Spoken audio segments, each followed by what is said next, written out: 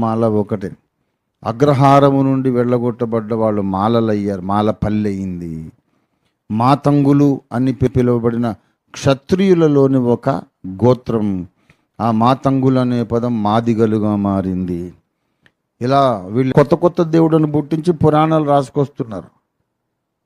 కొత్త కొత్త దేవుళ్ళను పుట్టించి పురాణాలు రాసుకొస్తుంటే తప్పు. నిన్న మొన్న లేని దేవతలను, కథలను ఇప్పుడు రాజకీయం కొరకు రాస్తున్నారు. ఇది మేము ఒప్పుకోము, ఇది మానేయండి అని తిరుగుబాటు చేసినందుకు యథార్థవంతులైన బ్రాహ్మణులను వెళ్ళగొట్టి మాలలను చేశారు. యథార్థవంతులైన క్షత్రియులను వెళ్ళగొట్టి మాదిగలని పిలిచారు.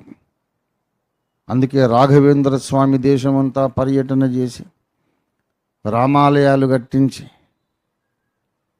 మాలదాసరులను పూజారులుగా నియమించాడు. మాదిగ దాసరులను పెట్టలేదా?